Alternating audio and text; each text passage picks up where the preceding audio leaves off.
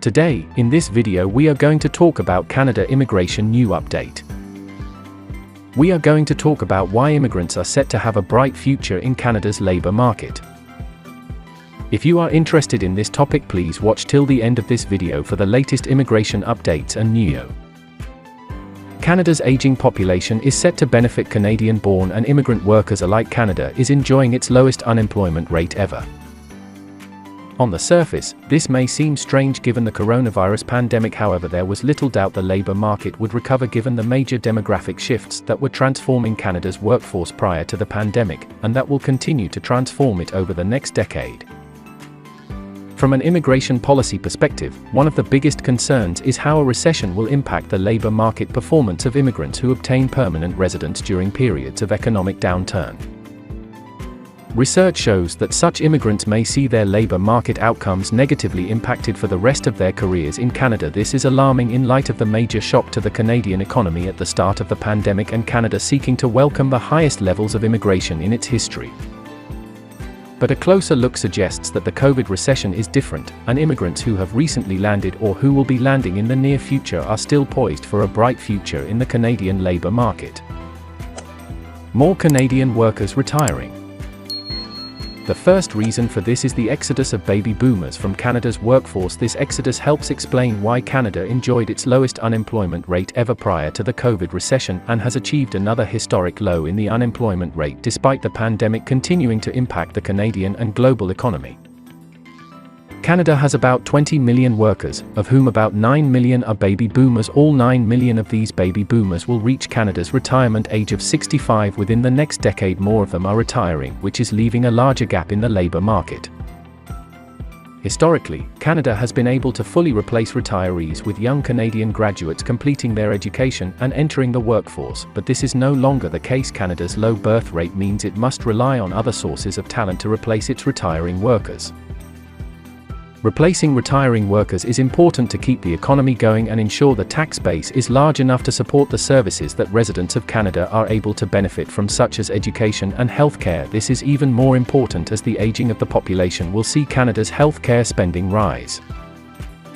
Other talent sources include underutilized groups such as women, persons with disabilities, older workers, Indigenous peoples, and disengaged youth, among other groups, but adding more of them to the labour market would not fully compensate for all the retirees even if we lifted their employment participation rates to the national average.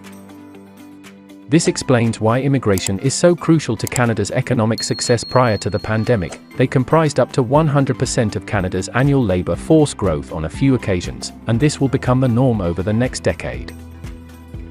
With so much experience and skill leaving the labour market, Canadian employers will need to turn to all the talent sources they can find to keep their operations going, which is precisely the phenomenon we are seeing now.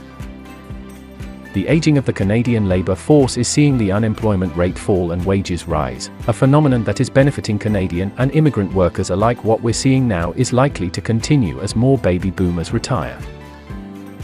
We should also make note of the major immigration policy shifts over the past decade that are also having an impact on the labour market outcomes of newcomers. The more competitive selection process.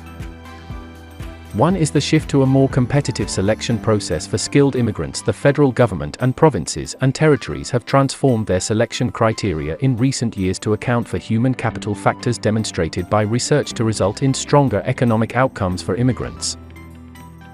Under the Express Entry Comprehensive Ranking System, for example, candidates who are young, well-educated, fluent in English and French, with professional work experience, and other bonuses such as having Canadian education and work experience, are awarded a higher CRS score, which increases their chances of obtaining permanent residence and ultimately succeeding in the Canadian labour market.